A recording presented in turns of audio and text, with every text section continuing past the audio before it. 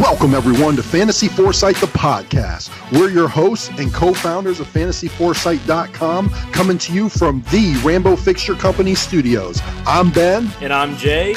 You ready to get rolling, Jay? Everyone. You know it. Let's Sunday, do this. August 9th. Right, let's go. We've got our guy Steve at FF_encyclopedia back with us. We've got the preview of the wide receivers and the tight ends of the NFC West. And once again, Fantasy Foresight, the podcast, is live. How you doing tonight, Jay? Ben, I am doing all right. I'm ready to dive into some wide receivers and tight ends, the pass catchers of the NFC West, and the Jackets playing tonight in Game 5 in the Stanley Cup playoffs. I'm jacked up and ready to go. Let's talk some sports, guys. Steve, how are you doing tonight, my friend? Jay, I love that enthusiasm, brother, because, I'm sitting here thinking, man, it's Sunday night. I got to work tomorrow. But you're right. This is great. I'm downstairs in my basement talking fantasy football with you guys. It's a beautiful thing. Thanks for having me on. Love it as always, guys. Let's go. How do we do this, All right. Well, all right. Before we dive in, sorry, I was trying to welcome everybody in on social media. Before we dive in, if this is your first time listening, just know that we're speaking in terms of single QB, full PPR redraft by default in everything we say. All of our ADP data comes from fantasyfootballcalculator.com according to 12-team full PPR settings, and all of our 2019 fantasy stats and 2018, 17, and beyond are full PPR weeks 1 through 16 according to fantasypros.com. And with that out of the way, let's dive right into the wide receivers in order of their ADP highest to lowest in the NFC West. And it starts off with brand new wide receiver for the Arizona Cardinals, DeAndre Hopkins. He's currently going as the wide receiver 5 at the 205 behind Tyreek Hill and Julio Jones and in front of Chris Godwin and Mike Evans. The wide receivers for the Cardinals have the 9th ranked strength of schedule at the position, so that's pretty nice. Unfortunately, they only have the 21st ranked offensive line. The aggregate projection for DeAndre this season is right in line with his ADP at wide receiver 5. I could not believe that Total Foresight likes this guy as wide receiver 7. That shocked me. Fantasy points per game in the last 3 seasons. In 2017, he was wide receiver 2. 2018 and 2019, he was PPR wide receiver 4 in fantasy points per game. He did not miss a game last season. He does not miss time. He had 104 catches on 150 targets for 1,165 receiving yards, 11.2 yards per reception, and 7 touchdowns. He was wide receiver 3 overall. He was 3rd in top 6 percentage, 2nd in wide receiver 1 percentage, 2nd in wide receiver 2 percentage, 5th in wide receiver 3 percentage, 3rd in consistency, super consistent, 4th in consistency down the stretch from weeks 10 to 16, and 4th in Foresight consistency. He was also 4th in targets per game, 2nd in receptions, 2nd in targets, 15th in receptions above 20 yards, and 11th in touchdowns. And when you go and look at playerprofiler.com, he was 2nd in target share, 8th in total target distance, and 10th in fantasy points per route. We all know that DeAndre Hopkins is an elite talent who's changing teams in probably the most challenging offseason possible to do so.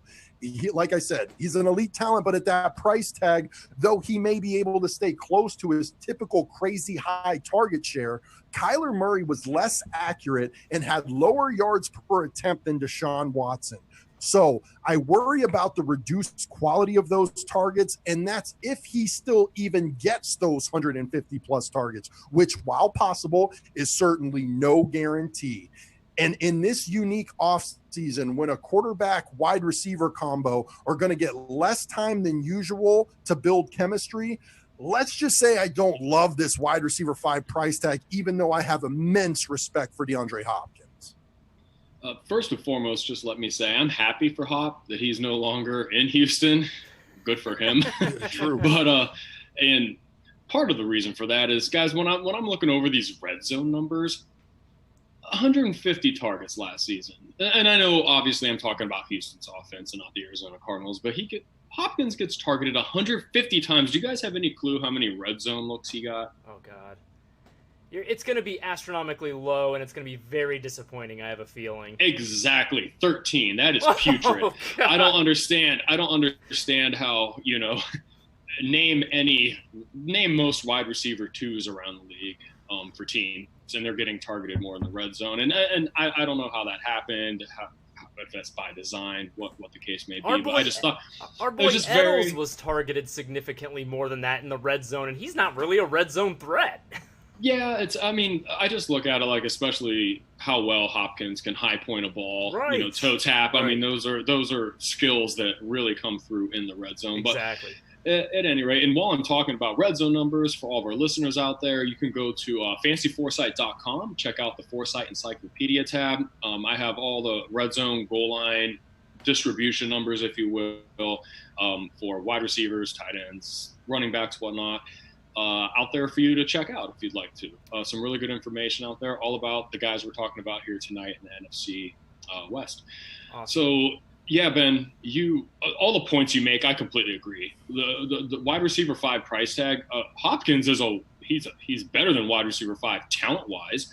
I don't want to pay that. There's too many question marks. I think Fantasy Foresight, Total Foresight's like probably right where on. It needs to yes. be. Exactly. I could see him finishing in that wide receiver 7 overall season. So I really, really dig that, guys. And yeah, it just seems a little too pricey. We talked about it Wednesday night, right? All of our concerns about Kyler Murray and the step he needs to take in order for really everyone in this offense to shine. And it's hard for me to get there when it comes to the whole situation. First off, thank you for mentioning your blog. If you're listening or watching, please go out, check out fantasyforesight.com, our rankings, everything we have to offer, but especially Steve's blog on the Foresight Encyclopedia tab.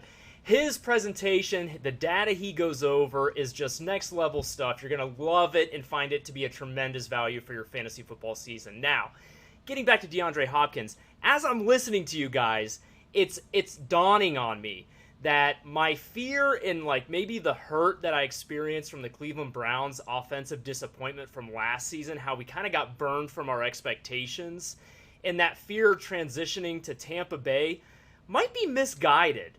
Maybe it's Arizona's offense, the one that everybody thinks is all of a sudden going to be great, that really falls short of expectations this season. That's really the way I'm feeling. I saw comments today about how Christian Kirk is going way undervalued, and we'll get to him later, in that he could end up being a top 20 wide receiver next season. So I don't know what to make of this Arizona offense, and I'm with you guys. If DeAndre Hopkins was going right behind Chris Godwin and Mike Evans in drafts as wide receiver 7, where Total Foresight has him ranked, I would love that spot for him. But right now, like we always say, I feel like you're buying him at his ceiling this season. Very unfortunate for all of Cleveland Browns fans out there like myself and Steve. Last year, we were the victims of being that one team every year that the nation hypes, right, that you're wrong about it. Right.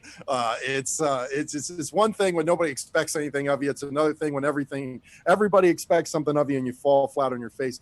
Bottom line, my point to saying that is that we see that every year. Right. And, I didn't even think about it that way, Jay, because in my mind, based on our research all offseason, I have had it in my head that the Arizona Cardinals are, they're exactly who they were last year. They're they're a middle of the road passing attack, and they're a very nice running attack because of all the plays that they run and Kyler's rushing ability and all that stuff.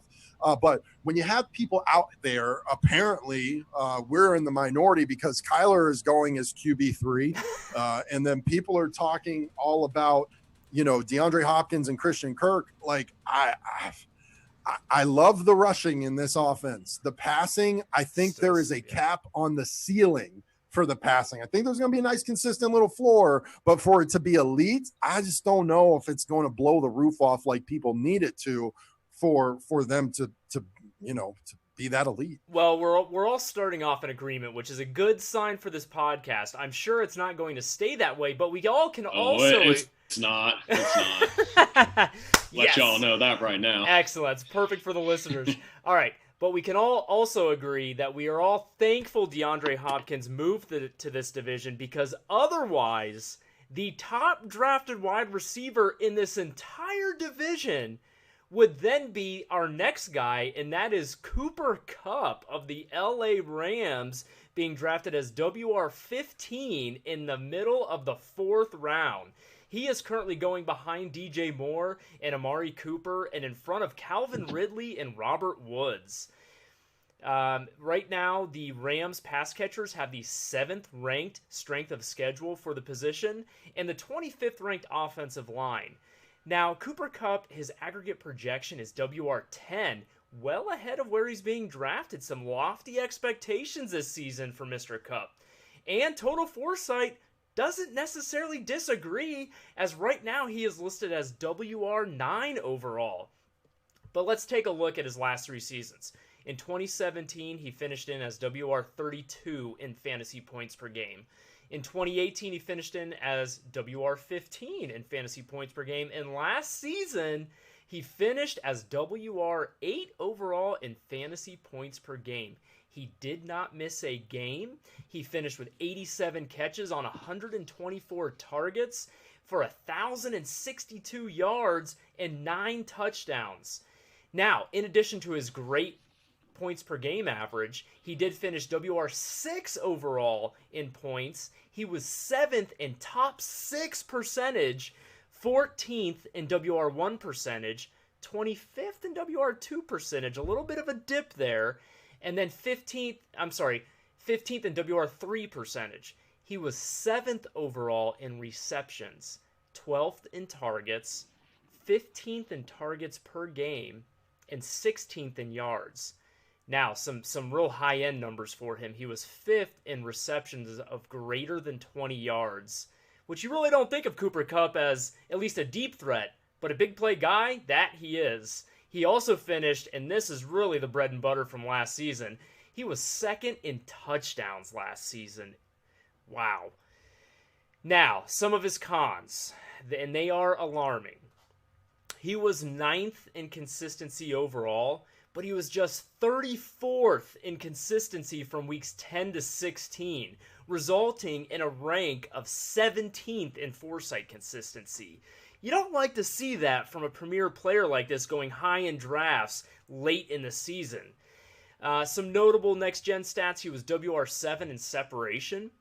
And from playerprofiler.com, he was 4th in yards after catch, 7th in true catch rate, and 5th in dominator ranking. In weeks 1 to 8, in the typical Sean McVay offense, Kupp's average finish was WR21, including 4 finishes of WR9 or better. However, from weeks 10 to 16, when the Rams shifted their primary offensive looks to 2 tight end or 12 personnel, as we discussed last week, his average finish was PPR WR39, with only 1 WR2 finish and 0 WR1 finishes. That was weeks 10 to 16, everybody. Not knowing how prominent Cooper Kupp will be in the shift to a primarily 12 personnel offense makes it hard for me to buy into a WR15 price tag, which I know sounds crazy to say about the previous season's WR6 overall. Man, oh man, guys. Cooper Kupp is definitely he's somebody he's tough to want to get behind because of what we did see down the stretch last season. I mean, obviously Jared Goff loves him. He loves him in the red zone. So targeted him 18 times in the red zone last season. That ties for 11th in the NFL. And that's, taking into consideration he wasn't out there a whole lot in those final 6 games on the field. And then furthermore, 10 goal line receiving targets. Caught 6 of those for touchdowns. The 60% conversion rate, that's actually the best in the NFL. So there's certainly something there between Kupp and Goff. If he's on the field, you want to have Cooper Kupp on your fantasy team. But that huge question mark, the elephant in the room is, like, what's going to happen with the offense? And it's a legitimate concern because, Ben, you talked about it on Wednesday. We saw Jared Goff get comfortable. We saw that offense, get comfortable, take a step down the stretch last season. And how much of that are we going to see integrated into this offense? They did nothing to address their offensive line. So, there's a part of me that thinks maybe we'll continue to see more of that than we have out of Rams teams in the past, because Sean McVay's a smart guy. He's going to do what he has to do in order to get this offense moving and scoring points. So it's a legitimate concern. He's one of those guys that, like, he could be an excellent value at where he's at. He could also still be like a total bust from a season-long outlook. You make a great point, Steve, about Sean McVay and him being a really savvy, intelligent coach. The bottom line is he is going to do what's best for the team and what gives them the best chance to win. And it was very apparent watching them last season that they had the best chances to win after their bye, after they made their switch to primarily two tight end offense.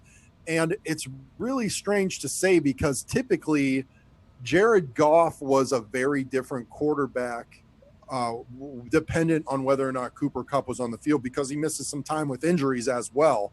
Last year he came back, didn't miss a game off of a season-ending injury. But I guess my point is that the thing that gives me the most pause about all this is that the team looked so much better, and Jared Goff looked so much better, and everything started clicking so much more when they were in a two tight end set. So if that's what's best for the team, are they just for Cooper Kupp's sake going to get out of that offensive package personnel just to make sure that Kupp gets his touches? I think it's honestly going to be dependent about how successful that offense is. And if that offense picks right up where they left off and they're just as effective in the two tight end personnel as they were at the end of the season, then Kupp is going to disappoint at the wide receiver 15 price tag. So at that point in the draft, it's enough of a question mark for me to go a different direction. Now, if he's a top 10 wide receiver, I'm not going to bat an eye either, because he did it just last year. But, it's going to be a little bit inconsistent with what we saw led to winning situations in LA last season. Part of my big concern with Cooper Kupp is both, we have addressed it in both the stats and Steve addressed it. He was highly efficient with goal line and red zone receptions for touchdowns. And he finished as the second most touchdowns in the wide receiver class. So I just see some possible regression there. Can he maintain that high efficiency? Easiest spot to regress. Exactly. And you're talking 6 points per touchdown there.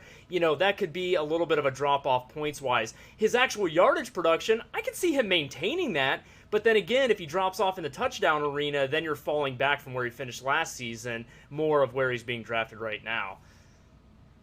And I do want to say, I'm sorry, Betty. I do want to say really quick, and I know you're going to take us through one of the guys that I'd rather draft in front of Cooper Kupp, but looking at those names like DJ Moore, Calvin Ridley, there's not the same type of question marks you have to worry about with guys like that. Even Amari Cooper, as much as that pains me to say, to where it's like, why roll the dice necessarily when there's going to be certain production based off of volume with these other guys? Because you go ahead and take us through Robert Woods, Benny.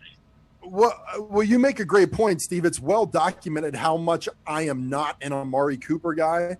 I would take Amari Cooper easy over Cooper Kupp because, well, here's why, Jay. His spot in the offense is guaranteed. His volume's guaranteed. I mean, he even showed us that he can make it through full seasons without missing any time. You're just going to have to ride the roller coaster. He's going to win you some weeks. He's also going to be on the side of a milk carton some weeks. But at least overall, you're going to get what you paid for. You just don't necessarily like the journey there. Cooper Kupp this season, you're not as sure you're definitely going to get what you pay for. Well, like Steve and said, then I was going to say the two guys going right behind him I love, and one of them's Robert Woods, so I'm interested to hear what his consistency and numbers look like from last season. No. I'm not even going to try and pretend to be unbiased with it. Robert Woods is our guy on this podcast. LA Rams wide receiver going at wide receiver 17 at the 407, 2 spots behind his teammate Cooper Kupp and Calvin Ridley, and right in front of A.J. Brown and DK Metcalf. Now, the strength of schedule for the Rams wide receivers being 7th is awesome. That's going to help. Cooper Kupp. It's going to help Robert Woods.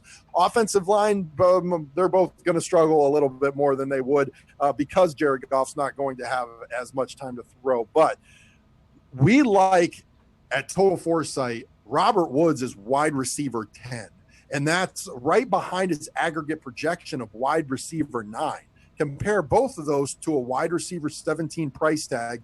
And I mean, you want to talk about consistency week to week. Robert Woods has done it now 3 straight seasons in a row. 2017 wide receiver 16 in fantasy points per game. 2018 wide receiver 12 in fantasy points per game. And last season, wide receiver 16 in fantasy points per game. He missed 1 game last season, 83 receptions on 127 targets still had more yards than Cooper Kupp at 1,067. Only had 1 receiving touchdown. That's crazy. That's not going to repeat itself. He was also 3rd in wide receiver rush attempts with 16 and 2nd in wide receiver rush yards with 106, and he added a rushing touchdown as well. So it is a normative part of Robert Woods' game to be schemed into rush attempts. That happens every season since he's been with the Rams. So that is something to note as well. And, when you look at some of his notable stat ranks, yeah, he was only wide receiver 19 overall. But check this out. The man was 7th, number 7 in top 6 percentages, elite upside, 14th in wide receiver 1 percentages. 18th in wide receiver 2 percentage and 21st in wide receiver 3 percentage. He was just 24th in consistency overall. However, he was 16th in consistency weeks 10 to 16. He was 11th in receptions, 10th in targets, 14th in receiving yards. And at Next Gen Stats, I saw that he was wide receiver 5 in separation. And playerprofiler.com, I saw that he was 2nd in yards after the catch and 11th in true catch rate. And that's only off of a 19th ranked target share, which is going to go up this season. Robert Woods had 4 top 10 finishes in 2019. 3 of those 4 top 10 weeks came after their week 9 bye and their shift to that 2 tight end, 12 personnel package we keep talking about. Between watching his ascension once they transitioned to that offense and him only having 1 receiving touchdown last season, I feel very solid about his wide receiver 17 price as the true wide receiver 1 on that Rams team. Yeah, absolutely, guys. I'll come out and just say it. His red zone numbers, pretty pedestrian. He only got nine targets in that area of the field, 2 touchdowns. The 1 touchdown. And it's not, that's just not really his game, right? He's not known as a red zone target guy. However, he is a heavily targeted wide receiver, and it doesn't matter whether the Rams are spread out or in 12 personnel. You know who will be in on the field as the wide receiver 1 for the Rams, regardless of the formation, and that will be Robert Woods. So considering the question marks around the offense, that's why you have to like him there. You know this is a team that's probably going to pass the ball once again over 600 times on the year. There's going to be plenty of targets for this guy. And in PPR, you have to love him, especially at that price tag. And I am tired of hearing and reading about how boring he is. You know what? You want to win fantasy championships, you have to have guys like Robert Woods on your roster. I'm sorry, that's how it is. You can't just have a bunch of Tyreek Hills losing you or winning you a week. You got to have guys that are going to score you points and do it on a consistent basis and that you can count on to be out there on the field. So you have to love the fact this guy's going to get targets. He's going to get catches. He's going to score you points. And that's, at the end of the day, it's just that's plain and simple why, I think we all agree why we like him more than Cooper Kupp, at least in this particular season, based off of what we saw in a pretty big sample size to finish out 2019. Well, let me summarize it this way. You have 2 guys with very similar season-long stats, very similar, consistency metrics, breakaway, all their metrics very similar across the board. The one key difference is one guy got all the touchdowns last season and one guy got none. So if that balances out just a little bit, even if they're dead even, Robert Woods is cheaper in drafts. Plain and simple. I mean, I'm gonna take the cheaper guy, So I like his value just a little bit more. And actually, where they're going in drafts, all these guys are bunched right together. So it's gonna come down to your preference. Cooper Kupp, then Calvin Ridley, then Robert Woods. And after Robert Woods, we have A.J. Brown, and then our next guy, and that's DK Metcalf. who might be surprising that he's going that high right now. Let's take a look at his numbers. Like I said, he's going behind Robert Woods and A.J. Brown as WR19 overall at the very tail end of the 4th round. He's going right in front of DJ Chark and Keenan Allen, some big names and some big players from last season. Now, the Seahawks have the 12th ranked strength of schedule for pass catchers this season, and the 28th ranked offensive line. We talked about how the Rams didn't do much to address their offensive line. Neither did the Seahawks. DK's aggregate projection this season is WR20, just a spot behind where he's going in drafts. In total, Foresight likes him as WR18, just a spot in front of where he's going in drafts. So his price, at least right now, seems to be pretty fair. Now, last season, he finished the season as WR47, not in total fantasy points, in fantasy points per game. Let that sink in for a second. Now, he did not miss a game, much to my chagrin. I shouldn't say much to my chagrin. Much against my prediction prior to last season. He did make it a full slate. He finished with 52 receptions on 88 targets for 819 yards, a 15.8 yards per reception average, and 6 touchdowns. And again, he finished WR47 in points per game. Now, he clocked in a little bit better than that in total points. He finished as WR35 overall. He was only 32nd in top 6 percentage, 33rd in WR3 percentage. He was 41st in consistency. Guys, we're talking about a guy going in the top 20 wide receivers. He is a WR2 on rosters right now. He was 43rd in consistency weeks 10 to 16 and 42nd in Foresight consistency. I understand it was his rookie season. He was 41st in receptions, 37th in targets, 30th in yards. And this on an offense that they're talking about bringing in, Josh Gordon again and giving him a second chance, or AB and giving him a second chance. Now, he was 25th in yards per reception, 26th in touchdowns per reception, and 19th in touchdowns. So there's a little bit of the light at the end of the tunnel. Now, according to Player Profiler, his best comparable is Andre Johnson. He was also 17th in deep targets, 23rd in total targeted distance, but 6th in drops. Ouch. Now, don't forget that DK did less than A.J. Brown with more targets from a better quarterback in 2019. At 88 targets, his opportunities could increase, as could his catch rate, but a WR19 price tag and expectation is far too great of a leap compared to all of his numbers that we just reviewed from his rookie campaign. And not least of which are WR35 overall and WR47 in fantasy points per game. DK earned our respect in 2019, especially by finishing the entire slate unscathed. But I'm going a different direction at this tier of wide receivers.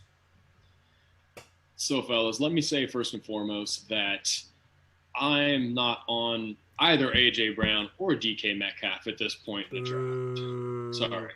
So what I do want to say, though, is for me, my personal preference, though, if I am going to pick one of the two for this upcoming season in 2020, I actually prefer DK Metcalf.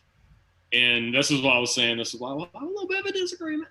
And here's kind of why. So first and foremost, DK, even as a rookie, he drew 17 red zone targets, which that tied for 14th in the NFL. And those are very valuable targets.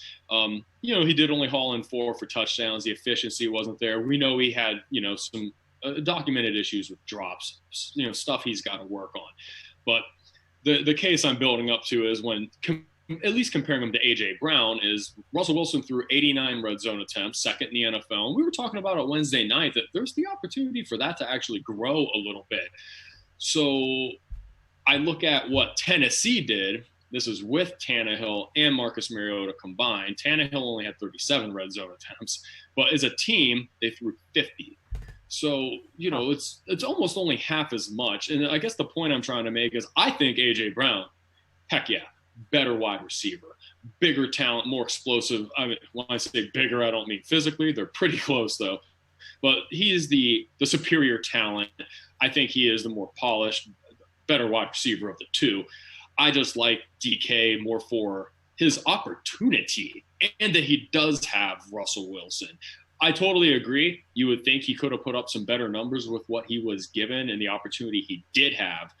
But, his first year in the league, I think he will improve this year. And like I said, and A.J. Brown, 8 red zone targets, period, tied with Cole Beasley for the fewest in the NFL to lead their team. Wow. So if we do expect Tennessee to be a good team defensively and runs the ball, it's just when you're comparing the two, it's just I like the week in and week out opportunities DK will see a little bit more. But like I said, at that price tag, I don't know. I still just see Robert Woods' name there, and I think that he's pretty much money in the bank. So that's the route that I would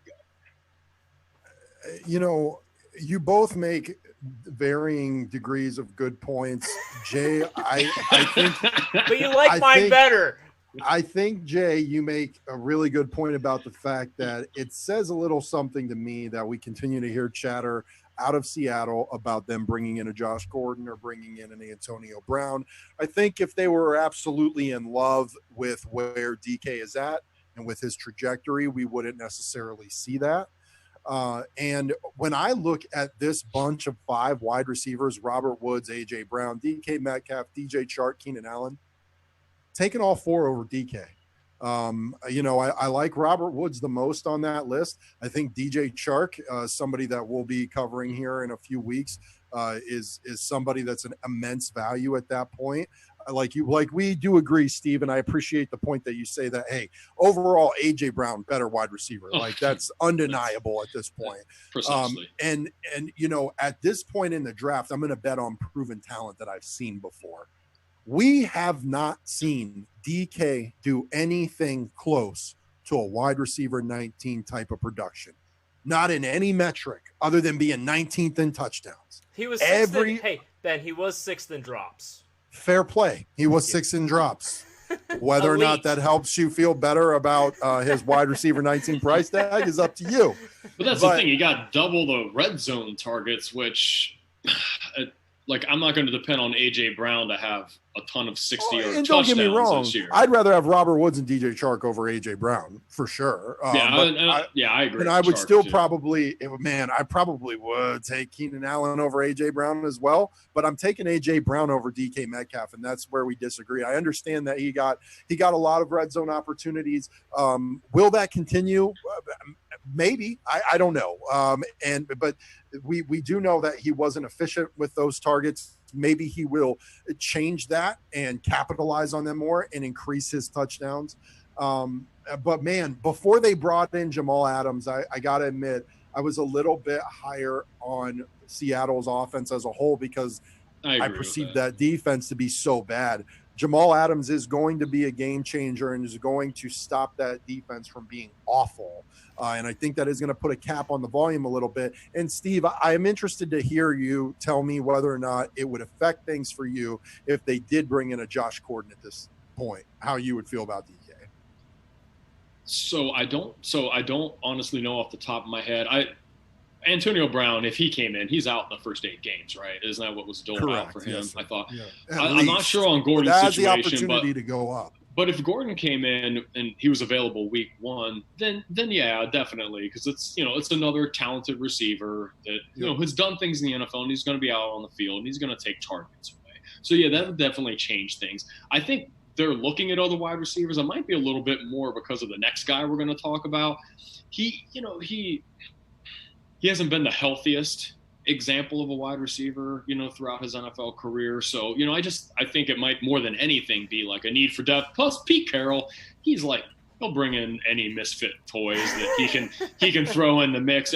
He won't turn away talent. So, Look, he'll give guys a chance. Yeah, and to round this out, I mean, Steve, essentially what you're saying is you like DK Metcalf's situation this season better than AJ Brown's, but you like AJ Brown the talent. Can you imagine what AJ Brown would do in this offense? If AJ Brown was in DK's situation, man, he's one of my guys. Him as a top 10 receiver.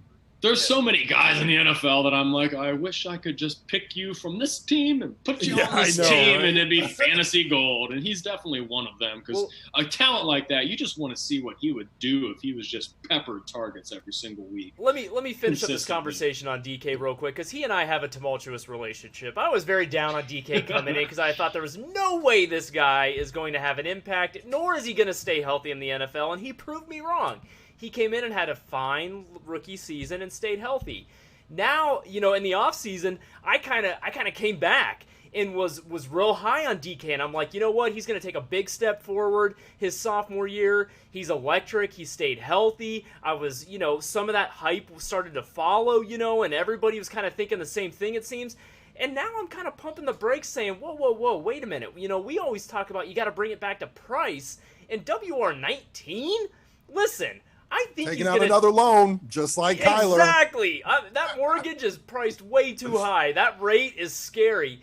I think he's going to take another step forward, and I think he's going to be a value. And I wouldn't mind having him on my fantasy team. I think he's going to get in the end zone again, and he's a dynamic player. But you're asking me to pay such a high price for a guy like Ben said, who, from a points per game standpoint, we're not talking about totals.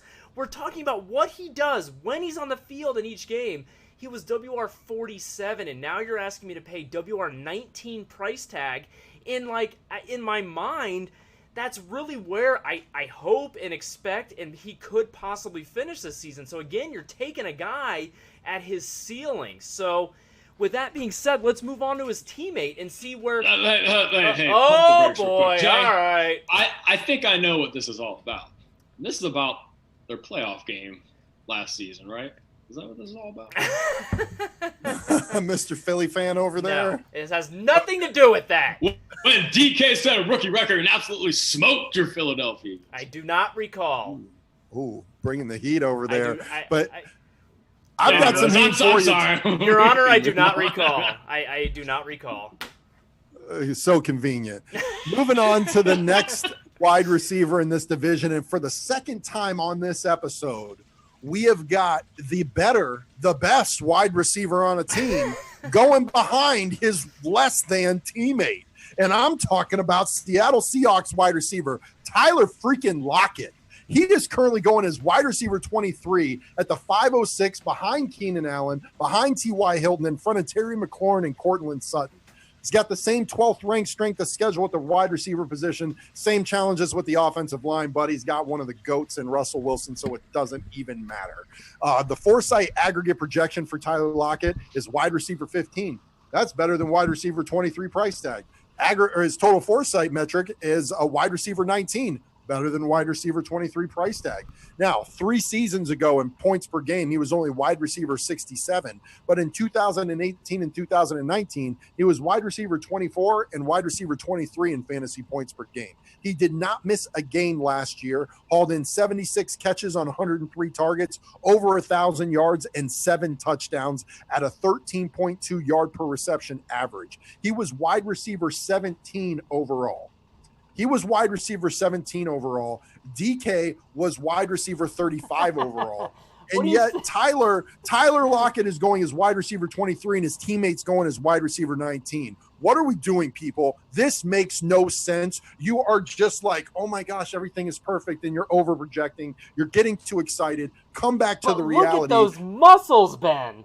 Oh, yeah, he's great muscles. Look at the production in fantasy football from Tyler Lockett, Jay. 14th in receptions, 25th in targets, 20th in yards, 20th in receptions of greater than 20 yards, 11th in touchdowns, 7th in top 6 percentage, 25th in wide receiver 1 percentage, and second in wide receiver 2 percentage. I will say, alarmingly, he was 55th in consistency from weeks 10 to 16 and 45th in Foresight consistency as a result. But I can say, as somebody who unfortunately traded for Russell Wilson around week 9, that entire Seattle passing game took a nosedive down the stretch. Now, in next-gen stats, getting back to just the vacuum of Tyler Lockett, the man was wide receiver 10 in separation last year. Playerprofiler.com says that he was 12th in completed air yards, 4th in catch rate, 12th in production premium, 8th in fantasy points per pass route, and 11th in fantasy points per target. This is all compared to a wide receiver 23 price tag for a guy who has shown us each of the last 2 years what he is. And I know they acquired Jamal Adams, but that defense is still going to give up a decent amount of volume. And Russell Wilson has adamantly lobbied to be allowed to throw much more this year. Thus, I honestly don't mind Tyler Lockett's price tag at all, because he's already been the wide receiver 23 and 24, which is right in line with his price tag this year, each of the last 2 seasons. And with a chance for him to see an increase to his modest 103 targets, he may be my favorite wide receiver of this 5-player bunch. Wow. Yeah, man, your NFL leader in red zone targets, Mr. Tyler Lockett. No I left that off of playerprofiler.com stats just for you, Steve. That is shocking. Precisely, with 23 of them. Listen well, and people. 7 for touchdowns. Now, here's the thing with Tyler Lockett. Guys, I've been getting him like in the latter part of 6th rounds in mocks, and I gobble them up every time because that's just stupid. Like, so Ben, you alluded to it. The offense passing wise took a little bit of a nosedive around week 9. Well, Lockett hurt his leg week 10. Now he gutted it out towards throughout the rest of the season. Ultimately broke his leg. That'd be my biggest concern with him heading into the season. He's supposedly on track to be good to go for week 1, but up until that point in time, he was a legit wide receiver 1. Like, it wasn't even a question. He wasn't the same guy. When he picked up that injury, exactly. He was out there and just going through the motions. I mean, he just was not the same. I think there were games where he had, like, a goose egg for targets even. Yeah, basically, like, and that's what I mean by them wanting to add depth at that position. Right. Is they need it. And, he was out there. It was almost kind of like what Amari Cooper did a couple of games last season, where he's out there, and like teams have to respect the fact he's out there, but he's not going to draw the targets. Yep. So, but you saw what he, when healthy, with Russell Wilson in this offense, what he can do.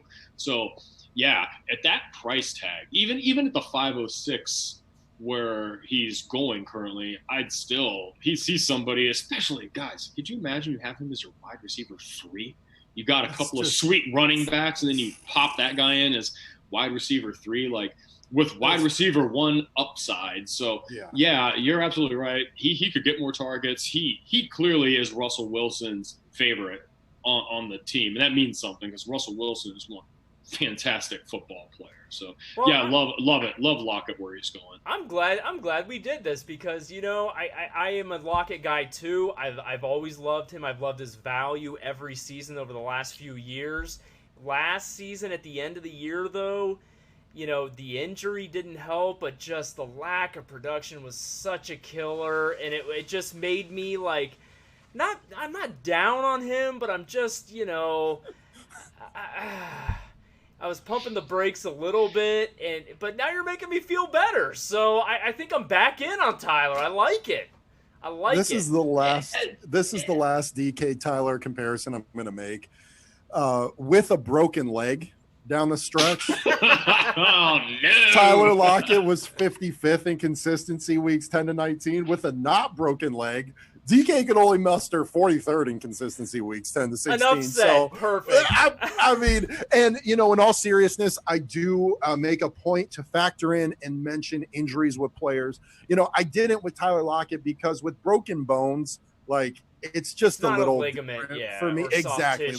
Like Steve said, he's expected to be fully healthy week 1. I expect him to be fully healthy week 1. I expect him to continue to be Russell Wilson's most trusted and favorite target. And if that diminished defense does equate to a slight uptick in volume for this passing offense, and or if Pete Carroll listens to his franchise future Hall of Fame quarterback and lets him throw the ball a little bit. Maybe that's what Mr. Unlimited was all about. Maybe they finally told him that he was going to be able to throw the ball a ton and he's going to be Mr. Unlimited, and he ran with that. I don't know what happened there. Jay and I had some other theories on the side, but we'll keep those off the podcast airs. It's a family podcast. That's right. And I just feel like Tyler Lockett's one of those guys where kind of like Robert Woods, where he's not some big flashy name, but you're going to find those guys on a lot of championship winning rosters. Yeah, absolutely agree, man. Absolutely agree. And guys, in the 5th, 6th round, even if you have concerns about the injury, where is he on your roster? At worst case, he's your wide receiver too, because you drafted a stud tight end earlier. So it's just like, you see what he will do if he's healthy on the field. As we're talking about this, take a swing at that point. In my mind, he just, I'm just, going back and just remembering all the plays I've seen him make over the years, and he almost seems like he is, Devontae Adams to Aaron Rodgers. That's what he is to Russell Wilson, where, they have a porous offensive line, and Russell, has to use his legs to create, and they're always on the same page. He can get open and present himself and bail them out, and that's the value he presents. All right, enough about Tyler Lockett. We've gushed too long. Let's move on to our next guy, and we are going to jump down 3 full rounds in drafts. So we're entering a new tier of player now, and that is the first wide receiver off the board for the San Francisco 49ers, and that's Deebo Samuel. He is being drafted as WR37, not even a WR3, but more of a flex player. He is going in the middle of the 8th round behind, this hurts, Will Fuller and Deontay Johnson, and in front of Marvin Jones and Manny Sanders. Now, some good things. The Niners pass catchers have the 11th, easy for me to say, 11th is what that number is, ranked strength of schedule, and the 8th ranked offensive line. The problem, his aggregate projections WR43, and his total Foresight rank is WR53. And right now he's going as a WR37 price point. Let's review his fantasy points per game so far. Last season, in his first year, WR41. Right around where he's being priced at. He did miss 1 game, and he finished with 52 catches on 76 targets for 700 yards and 3 scores. He did add some rushing, 12 attempts for 126 yards and 2 touchdowns. Let's dive into the numbers a little bit more. He was WR36 in overall points, but he trended better than that actually. He was 24th in WR1 percentage, 22nd in WR2 percentage, and 28th in WR3 percentage. He was actually, guys, get this, 11th in consistency weeks 10 to 16. He was 23rd in Foresight consistency. He was 17th overall in receptions of 20 yards or more per target, and 22nd of receptions of 20 yards per or more period. He was also the 4th in wide receiver rushes, 2nd in wide receiver rushing yards, and 1st overall in wide receiver rushing touchdowns. According to Next Gen Stats, he was WR8 in average yards after catch above expectation. That's a mouthful. And according to Player Profiler, his best comparison, Chris Godwin. That's a good comparable. He was 5th in yards after catch, 8th in catch rate, 12th in yards per target, 15th in target separation. Now you're starting to see why his price point's creeping up. 18th in production premium, 13th overall in fantasy points per route, but 4th in drops and 3rd in drop rate. Not good. He had a nice 2019, but he suffered a Jones fracture that required foot surgery in June and is expected to be available at the start of the season. But man, it really puts a damper on the narrative that he may take a step as the top targeted wide receiver in that San Francisco offense. Probably going to pass and take a wait-and-see approach with Deebo to start the season. So, fellas, before I get into Debo, really quick, just have to put this point in when it comes to Robert Woods. So backtracking a little bit, but given the young, unproven running backs, well, because Debo, they manufactured carries for him.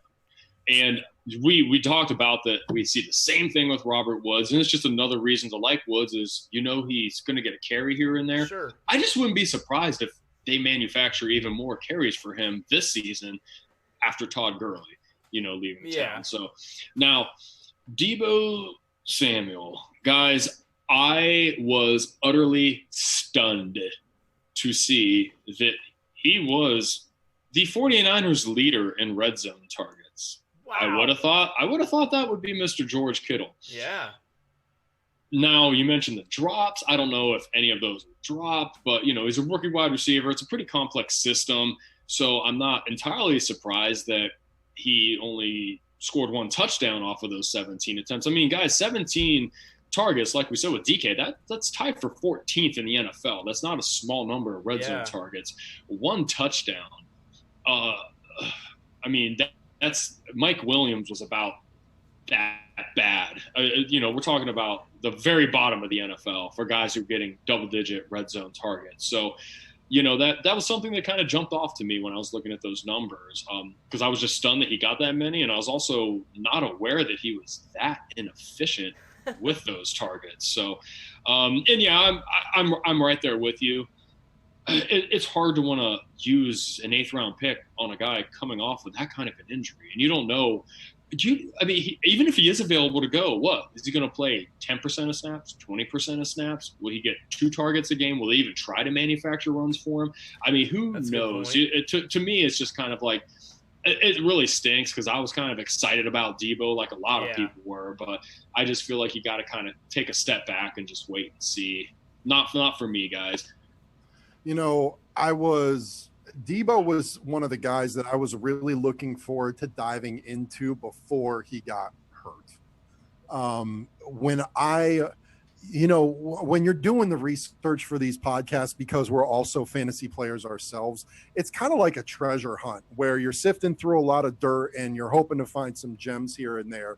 And I tell you what, usually when I'm going through and I find like gem after gem like statistic, I'm starting to get excited during the research. Can't wait to talk about it on the podcast.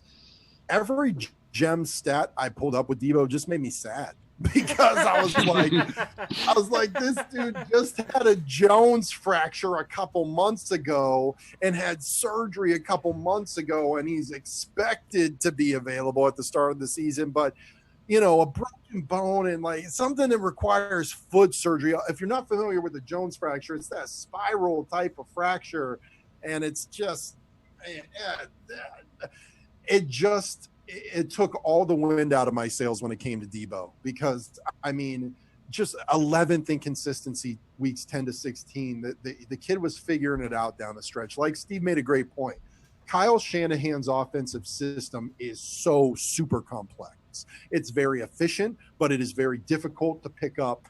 And I think it was starting to click for Debo down the stretch, and it's a real shame that we're not going to get to see this kid be 100% at the start of this season. Does this kind of strike you as like a little bit of a Sammy Watkins kind of comparison, a dynamic player, and now he's got a foot injury, and it's like, great, is this thing going to linger? I hope it was a freak thing. It was an off season, just running routes on his own type of thing. I really hope that it was a fluke thing, and he could. I hope. I don't want to put that evil on him, Ricky Bobby. Hopefully, he's not as injury plagued as our guy Sammy is. Yeah.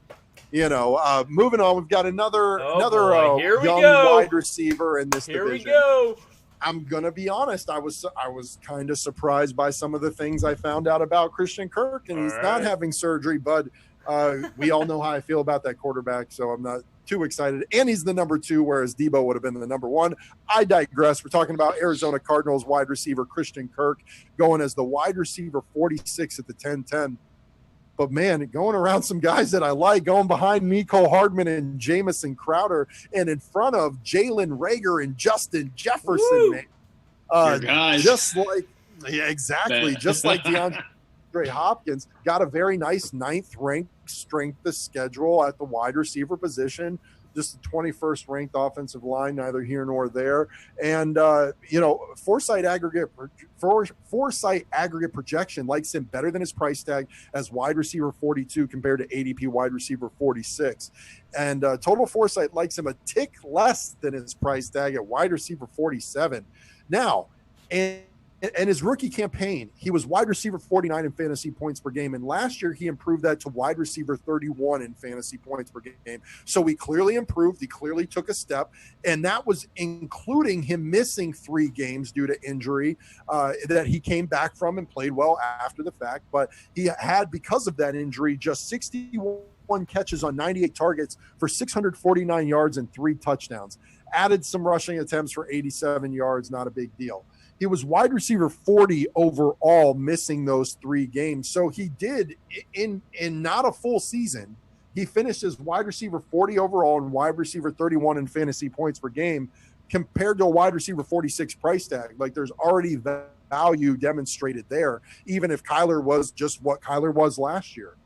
And back to Christian Kirk, he was 16th in targets per game, 28th in targets overall, 26th in top 6 percentage, 24th in wide receiver 2 percentage, 35th in wide receiver 3 percentage.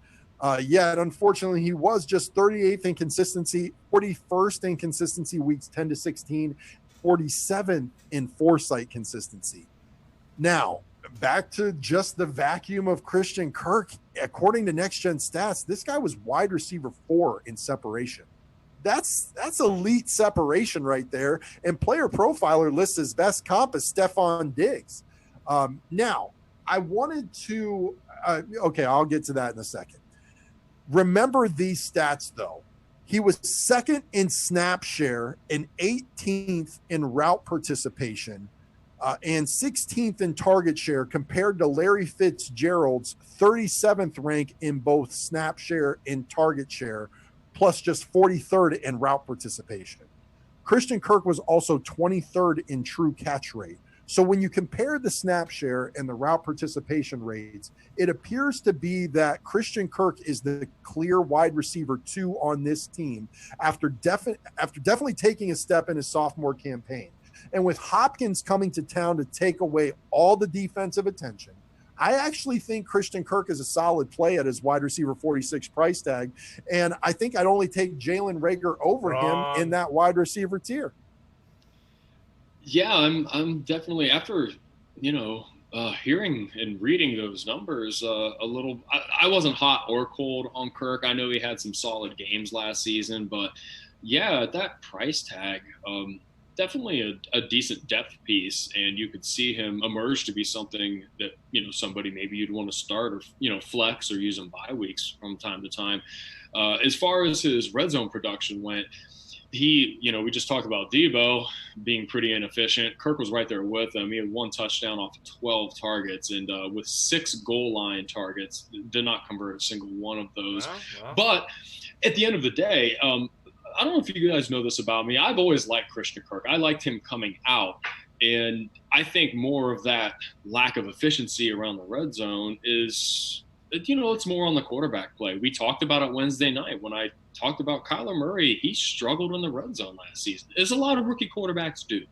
And that's the thing. You're going to hear me when I talk about Larry Fitzgerald, too, with you guys. It's all going to come back to how much of a step is Kyler Murray going to take as a passer as it pertains to all these wide receivers. And obviously with Hopkins being here, it's going to kind of dilute everyone's target share to a certain degree. So, yeah, I don't know. Like I said, I agree with you, Ben. I like him at wide receiver 46. I mean, he's wide receiver 31 in points per game. Oh, what it always saves me, Jay, the price tag. Yeah, that's what I was going to say. Because it makes us right.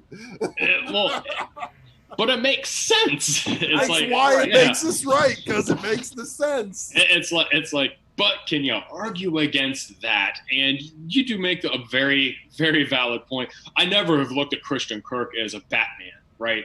A WR1 on a team. I think he's going to be finally suited as a Robin, a WR2 with an all-pro playing opposite of him, taking away all the attention from the defensive secondary. All right. Did Christian Kirk hurt you, Jay? What no, happened? you know what it is, Ben. It's all the hype. It just seems like it's continual hype, and you're just like, okay, yeah, I get it. Maybe I'm looking at the wrong things, but I've not seen a ton of Christian Kirk hype this offseason. Oh, I'll show you some. I'll send you some. Okay. No, but it's there are various players who, there's just a lot of hype around going into every season, and you wait for it to emerge, and you're just like, okay, am I gonna buy into this again? I don't know. He's been a guy who you've picked up as a free agent, off the FA pile during the season at times to fill spot duty. So could this be the season that he takes a big step? Sure, it sure could be. Am I concerned about his quarterback play? Yes, I still am. I do think there's going to be less pressure because of who they brought in. That wide receiving core does have more targets now, so I do like that. And I hate to say it, but his price tag is very cheap. So why not? In fact, Ben, I would say you could take that group of 5 receivers and probably go win a fantasy championship. And you were wrong in saying Jalen Reagor is the guy you would take or who's going to finish the top. It's Justin Jefferson. I'm telling you, man. I know the Eagles need receivers. If Minnesota start passing the ball a ton more, remember, Adam Thielen and Stephon Diggs never do their thing at the same time. It's always one or the other, usually because the other guy's injured. So there's not a ton of volume currently to go around in Minnesota, whereas Jalen Reagor's in an offense where they love to pass, and there's never a healthy wide receiver for more than 5 seconds on that team. So he should just be able to snooze his way to over 100 targets in his rookie season. But he's second in line to sophomore J.J. Arcega-Whiteside.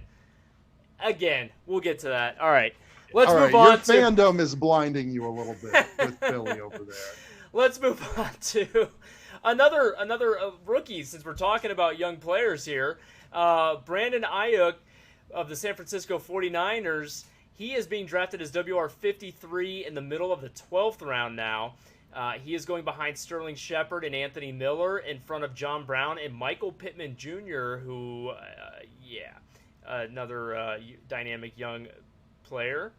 The Niners, as we had mentioned, have the 11th ranked strength of schedule at the position and the 8th ranked offensive line. Right now, Brandon, his aggregate projection, WR69, although Total Foresight likes him as WR51, right where his price tag currently is.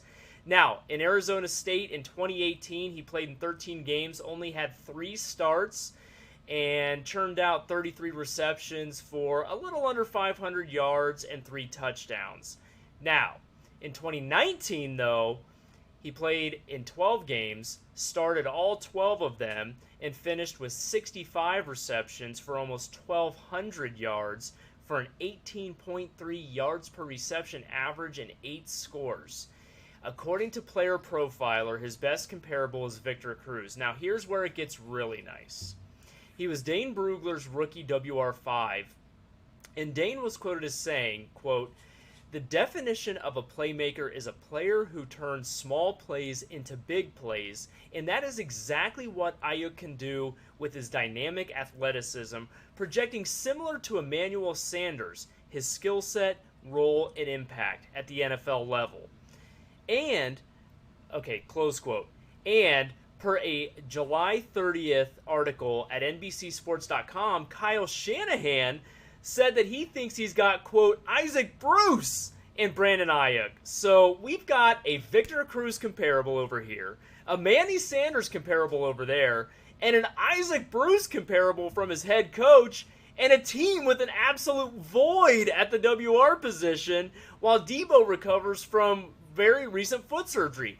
Other than Michael Pittman Jr., who's going a few spots behind him, no one else in this bunch of wide receivers has as much upside potential as Ayuk does here. Ooh, Jay, that's spicy. But it's also hard to really make an argument against. I mean, we've talked about this offense already. We know it's run heavy. Not a lot of passing volume, not a ton of targets, but they don't have wide receivers. I mean, right. Manny's not there. We just talked about it with Debo. Okay, maybe he avoids the pup and he's active week 1. How active is he actually going to be? When will he actually play a relevant amount of snaps? So, you know, I know they're getting back Jalen Hurd from a season-ending injury last season, but he's essentially a rookie all over again. So, you know, this is a kid that they will find ways to get him the ball. I can assure you of that. So if Debo was perfectly healthy and everything was how it was supposed to be before his foot injury, I would say, yeah, you're not drafting this guy. But at this point in time, in the 12th round, you can take your shot. See what happens week 1. See how Kyle Shanahan uses this kid in this offense. Because like I said, I think they will manufacture ways to get him the ball. And if he balls out week 1, it's like, boom, 12th round steal. Because, I mean, come on, at the end of the day, I mean, Sterling Shepard, Anthony Miller, John Brown, Michael Pittman Jr., it's like we're throwing some stinky darts at this point in time. You know, honestly, Ayuk is the guy who I'd take out of that group because of his upside in that offense to start the season. The situation, I mean, there's Kittle, and then it's just a ton of question marks. Like, who is going to get the ball? But he's just such a dynamic talent. They'll find ways. Yeah, and I mean, there's not a lot of people out there, especially not the likes of a guy like Kyle Shanahan, who is calling a guy like Jalen Reagor, you know, a Hall of Fame level type of talent in Isaac Bruce. And yet Jalen Reagor is going a couple rounds higher. Why? Because of his situation. The situation's pretty similar for Brandon Ayuk and San Francisco. And apparently he's a more talented player. So I just went back to our podcast about the pass catchers in the NFC East because I wanted to see who the player comp was for Jalen Reagor, and I unfortunately didn't have that. So I have to look that up. When I don't put it, it's usually something that's not like something that's just boring. Like nobody really good to be excited about or nobody really bad to kind of laugh at and just kind of like a ho-hum name. Like but, you know, Willie Snead or something like that. Exactly, man. But, you know, I'm doing this research and I'm like, Victor Cruz. Okay, yeah, that's a pretty decent comp for a guy. Yeah. Wait a minute. Dane Brugler thinks this guy is similar to Manny Sanders. Hold on. Kyle Shanahan thinks this guy is similar to Isaac Bruce. That's a lot of smoke for there to be no fire. And there's a lot of opportunity for this guy in that offense. And, you know, Jay, I will say that I like the situation that Michael Pittman Jr. is in more than what?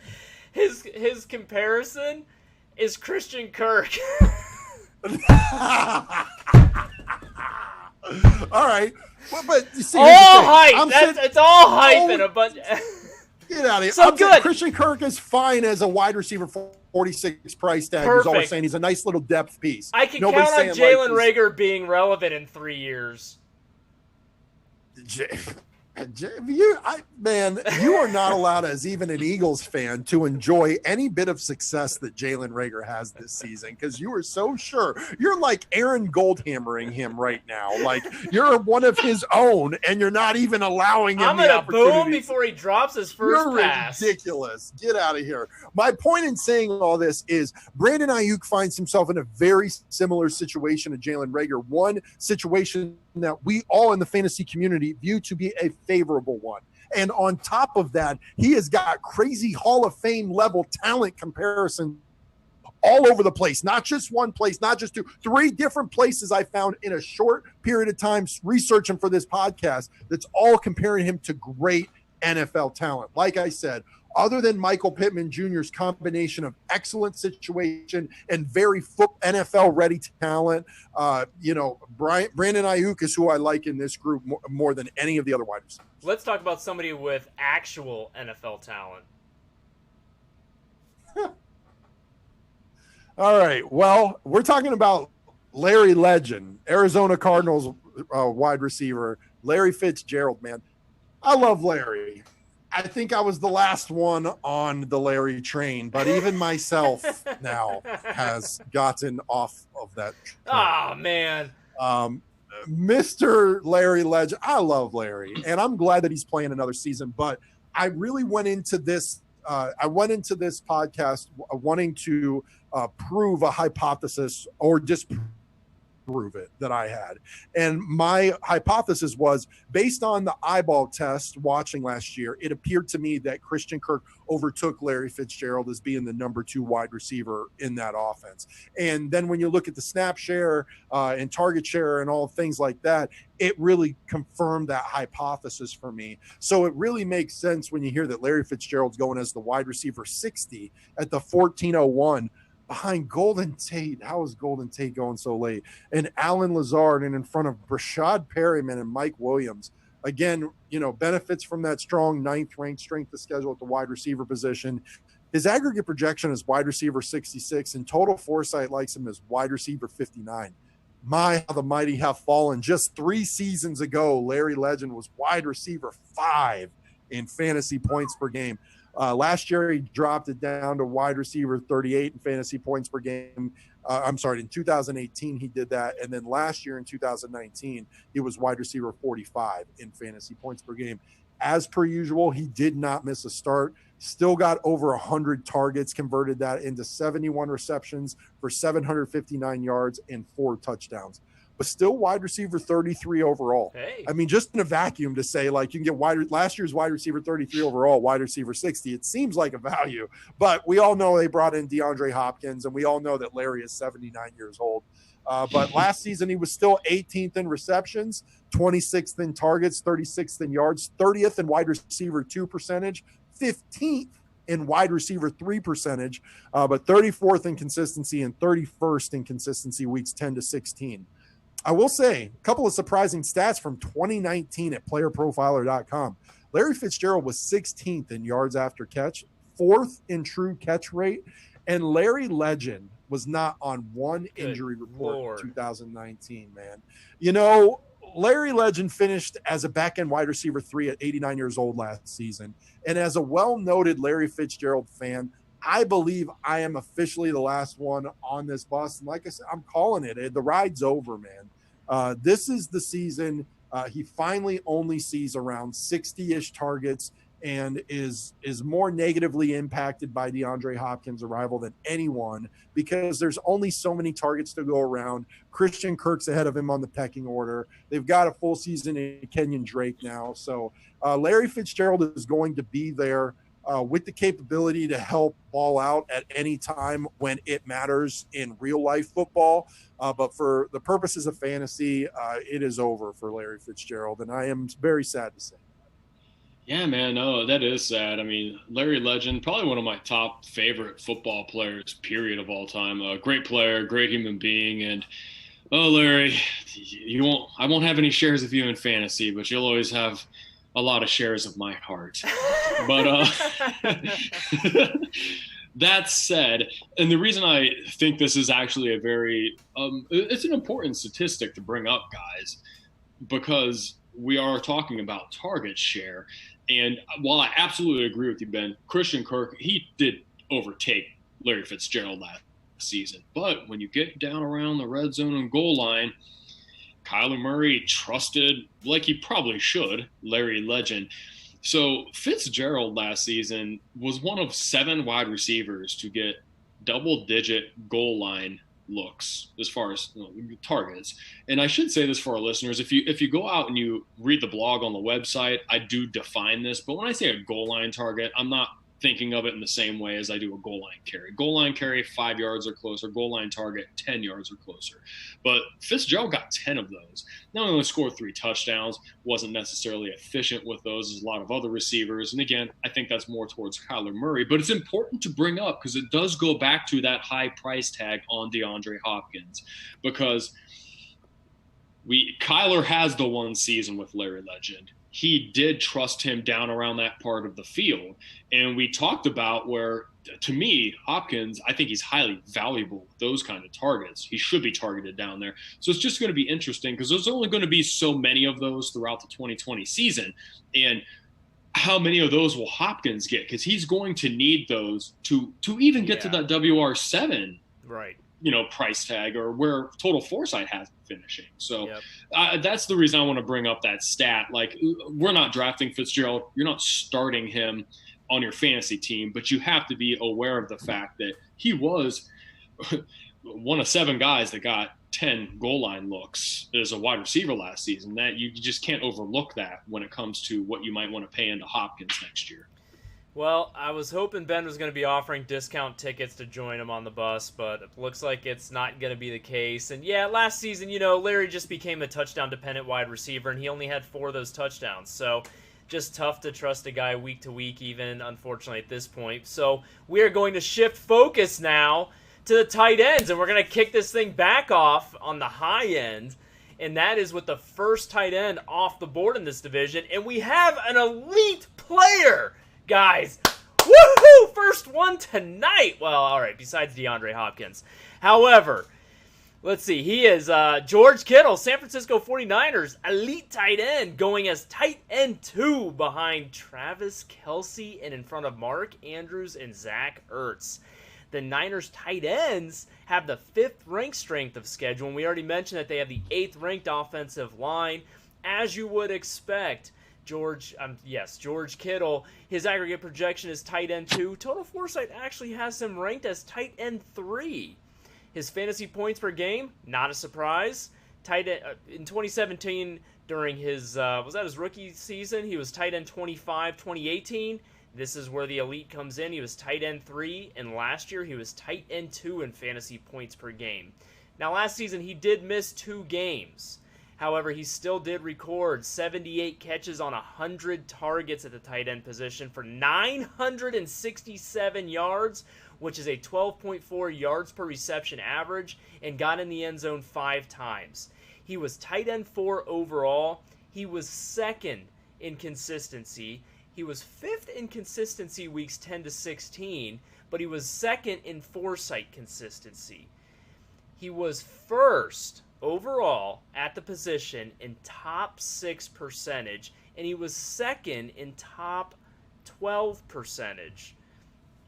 Let's see, he was also, George Kittle was 4th in targets per game.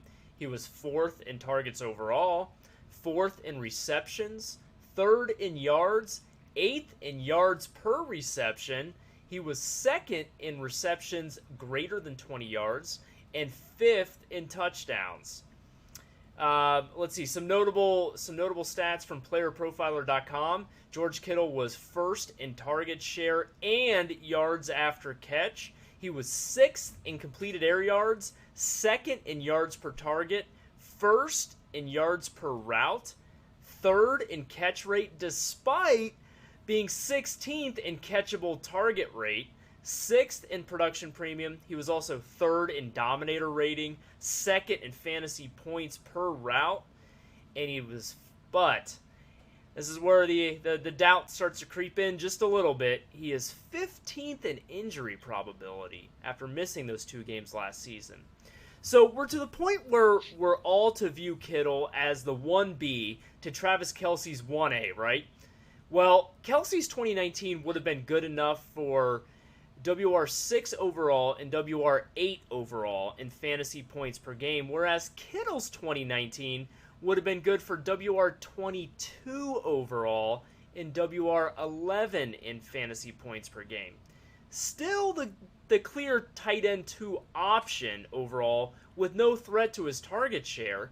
He's just not as worth a 2nd round pick as Kelce is. And we may be in the minority with this take, but it's not really that close for us. I mean, just compare 1, the offenses, and 2, the quarterbacks. And that's on top of the fact that Kelce's just plain better.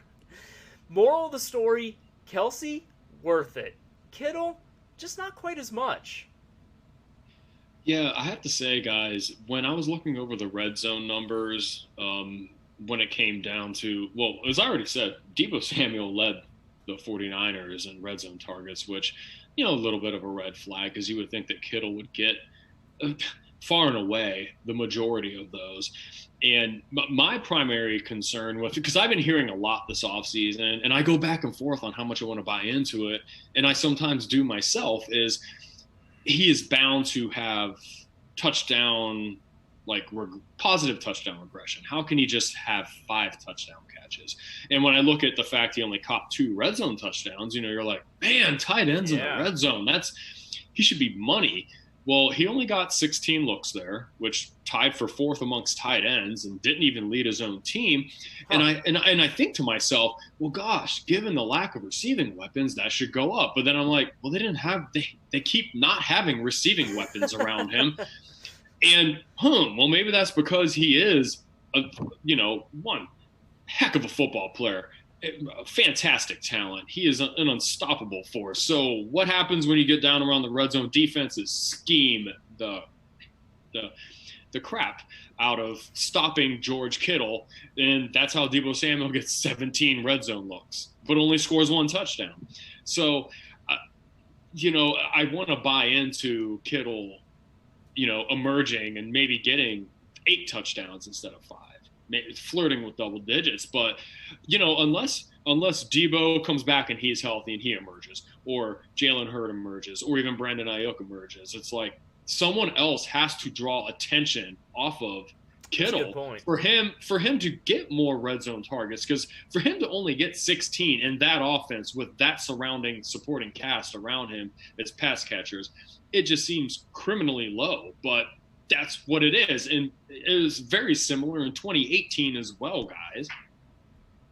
Yeah. And, our buddy, our guy, Russ at Foresight PT, he just said, won't Kittle be more of a focus for his team than Kelsey? The answer is yes. And like Steve just said, defenses will be scheming only around George Kittle to stop him. You can't do that with Travis Kelsey, because Pat Mahomes will make you pay everywhere else. I mean, the 49ers are a run-heavy team, and George Kittle isn't even the red zone target leader on his own team.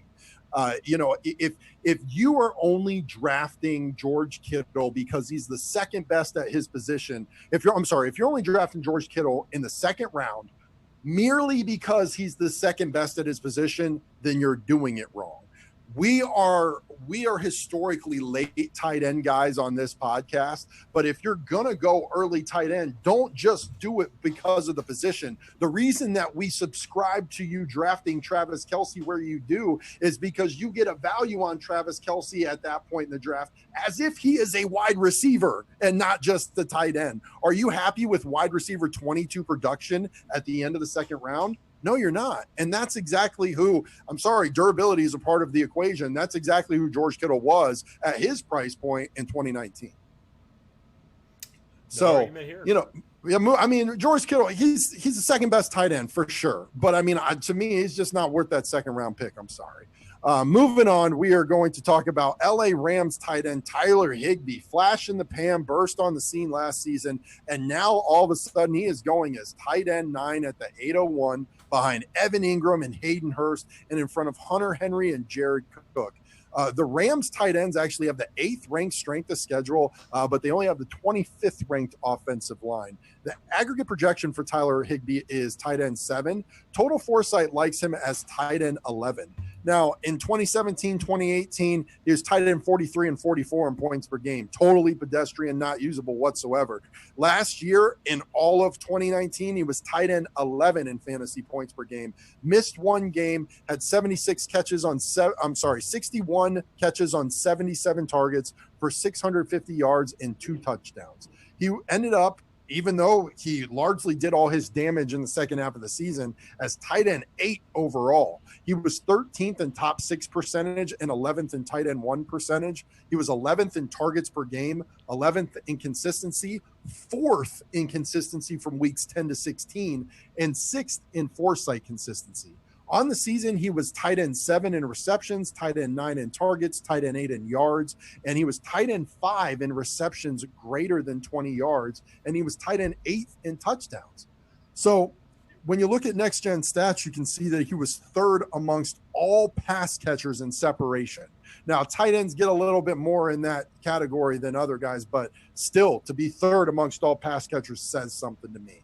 At playerprofiler.com, you can see that he's 4th in yards after catch, 4th in yards per pass route, 3rd in true catch rate, and 3rd in fantasy points per pass route.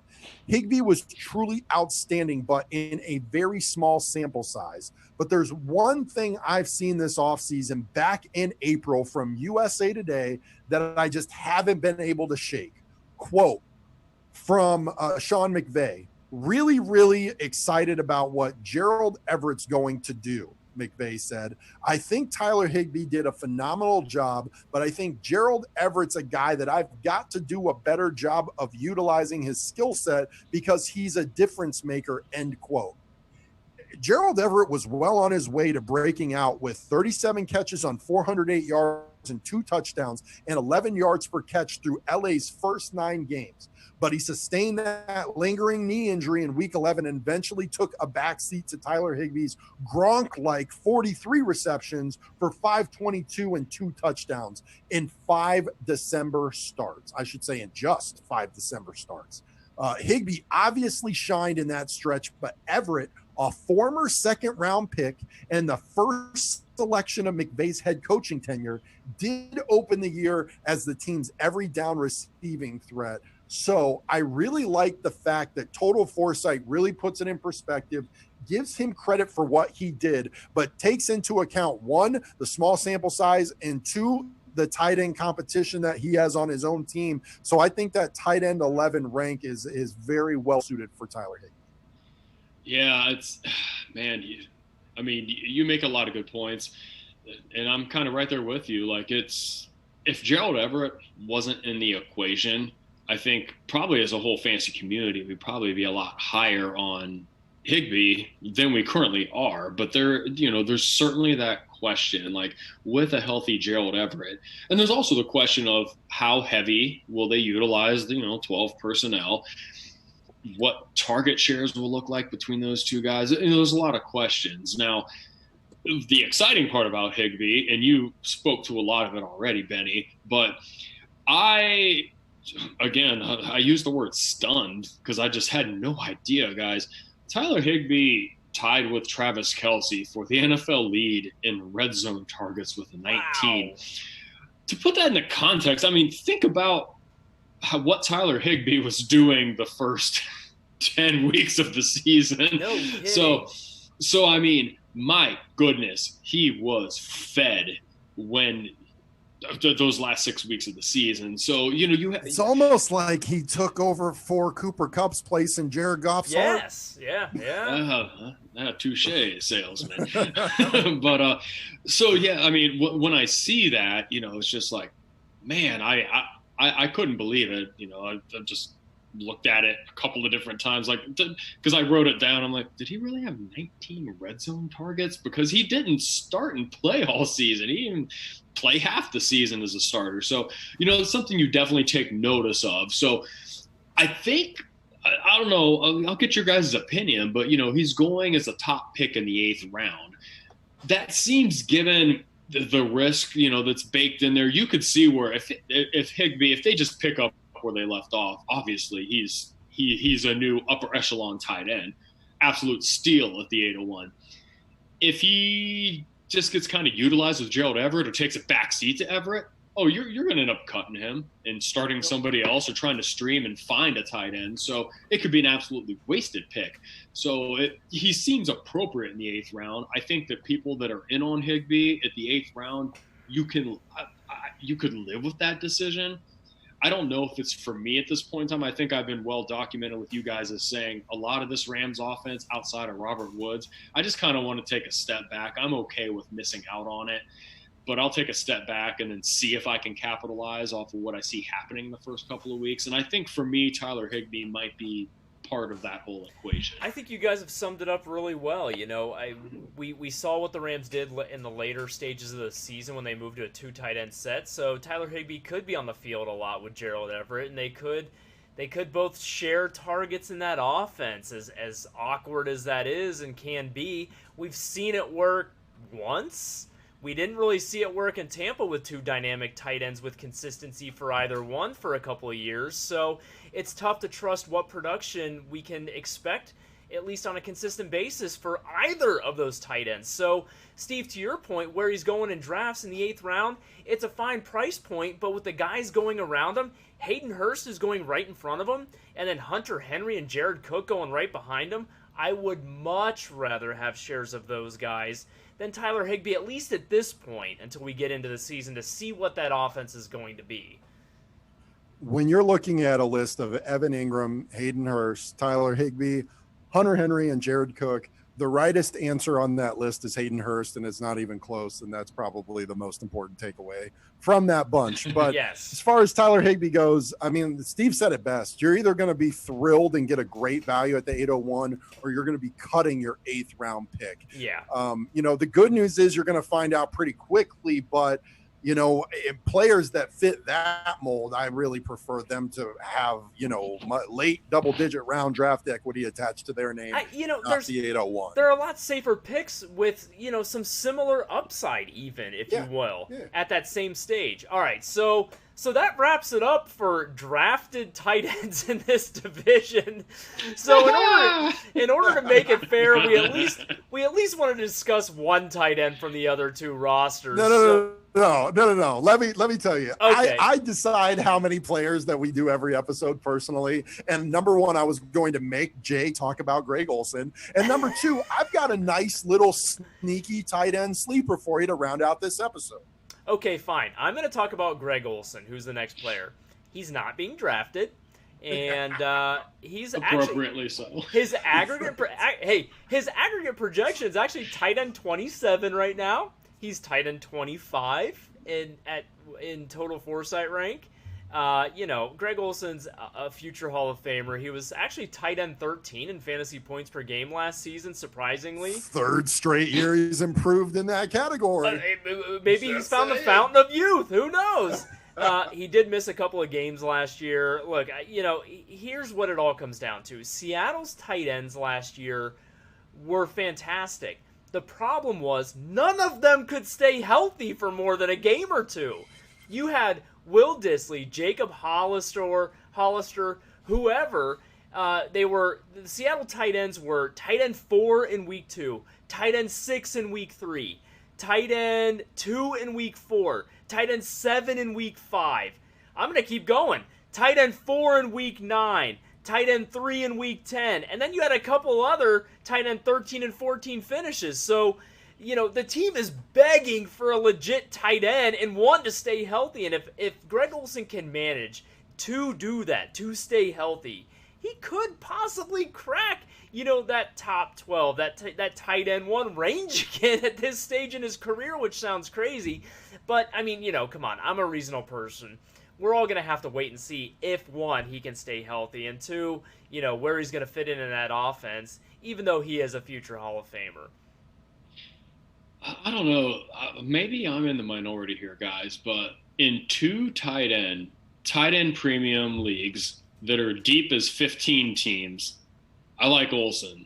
Going at that tight end 27 price tag or whatever it is. But in all seriousness, like we all 3 of us, like Greg Olsen, man, he was one of the best there was for quite a while. And there's almost a little part of me that's just like, I kind of wish he'd just walk away, get in the booth, do his thing, make his money that way, and not kind of hang on, which he's clearly doing, as he's gonna Steve, bounce around the league. Let me hit you with this, because Ben put together the stat package for Greg Olsen, and it is pretty surprising from last season. He was tight end 13 overall in points, 13th in top 6 percentage, 16th in tight end 1 percentage, 13th in consistency, 9th in consistency weeks 10 to 16. Like, who knew? What? No, and that's what I mean. And also, in all seriousness, like you've already alluded to it, like Seattle, for better or worse, Russell Wilson, he will target the tight end position. Yeah, I mean, we saw a slow old Jimmy Graham put up a 10 touchdown season just a couple of years ago in this offense. And as a matter of fact, Will Dissly, dude was on fire in fantasy, absolutely. For like the first 6 weeks until he ruptured an Achilles tendon. And I do want to bring up, before we do move on to the next guy, that Will Dissly, he is back. He has rehabbed. He is not going to be on the PUP. So I do think he'll factor in some way, shape, or form, because when Will Dissly's been on the field the last couple of years, which albeit is not often, he just seems to catch touchdown after touchdown after touchdown. So it's definitely going to be interesting. And Greg Olsen, Yeah, I mean, I guess we keep our eye on it and see. He could be one of those sneaky little pickups after week 1 that it's like, oh, Greg Olson's still out there doing his thing. The sad part for Greg, like you said, about him walking away from the game, according to playerprofiler.com, he is number 1 in injury probability and number 1 in fragility rating. So not good for the old man. All this yapping you two have done about Greg Olson, I thought you were saving that for me because you skipped it the first time. And right before I'm going to start talking, you then go and steal that statistical thunder from me. Oh, just get to your sneaky pick already. Let's wrap this episode up. No, we're not done talking about Greg Olson yet, because in all seriousness, if you could guarantee me a full season of Greg Olson, I would guarantee you he would be a top 5 tight end in this offense, even at this stage in his career. 9th in targets per game last year, 10th in both receptions overall and targets and yards at the tight end position, and 9th in consistency from weeks 10 to 16. The guy's not quite done yet. All right. And now I understand. I as much as I like Greg Olson, I have to defer to that first in injury probability and first in fragility weight. His head may not be done yet, but his body's not keeping up with him.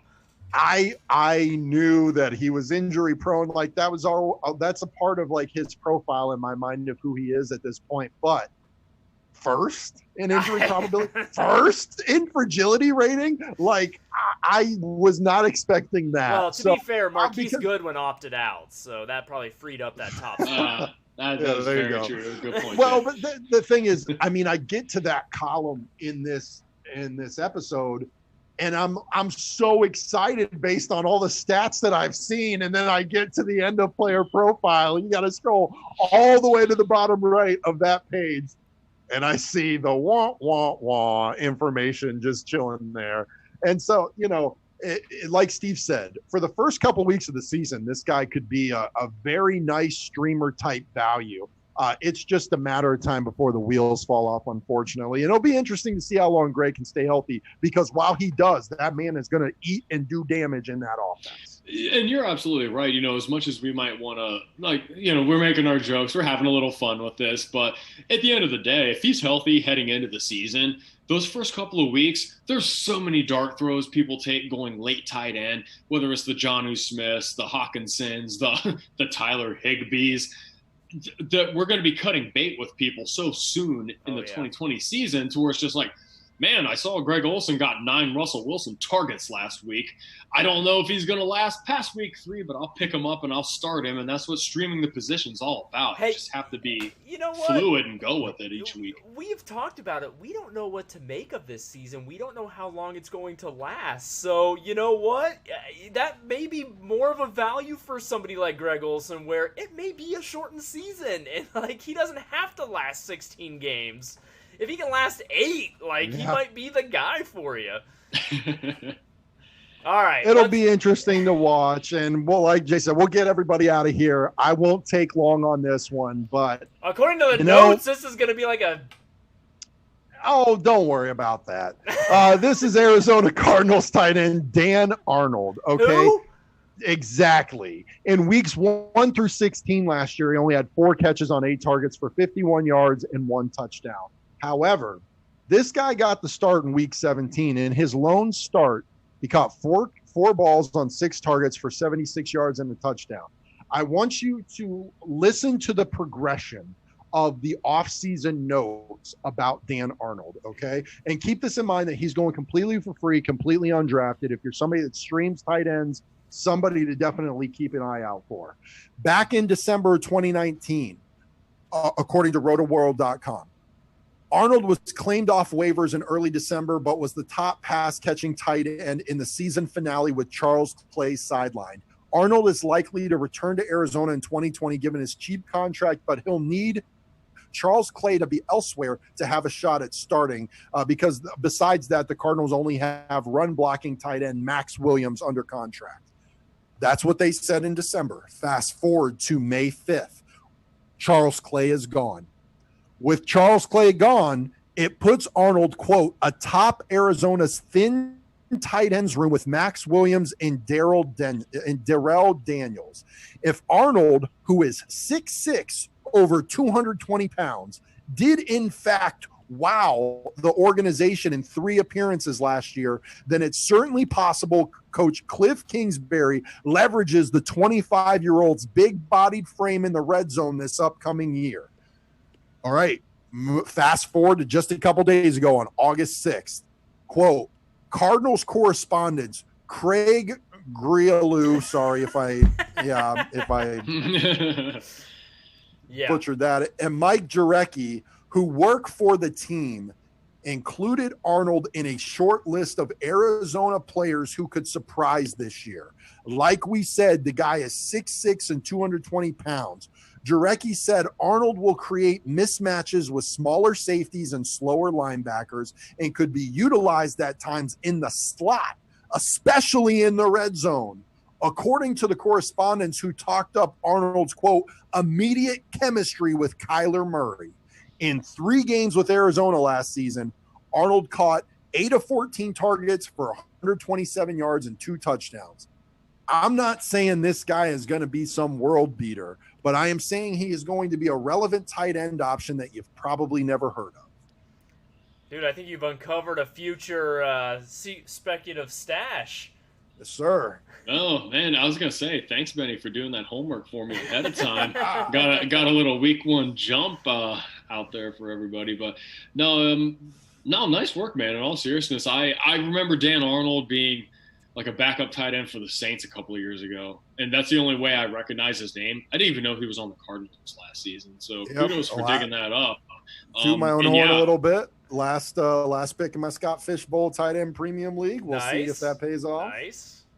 But yeah, it's it's good to bring up some of these guys from time to time on the podcast who they might not be guys that are going drafted, but you just want to keep the name in mind, put them on your watch list, and just be aware that they're out there. And Dan Arnold, that seems like a kind of name that early in the season he could get.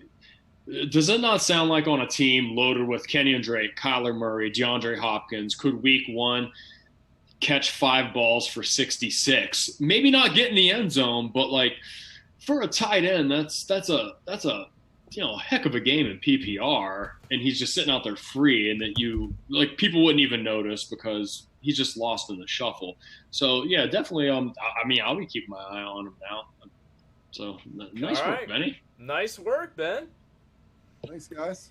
Anything else before we get out of here tonight? It's good to end it with some foresight, huh? Yes, it is. Absolutely.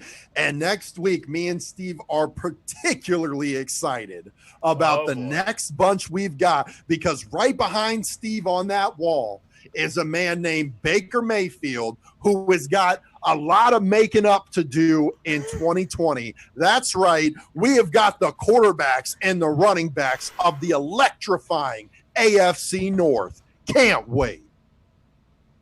And that wraps up this episode of Fantasy Foresight, the podcast. We thank you for joining us. Be sure to visit us, as always, at fantasyforesight.com.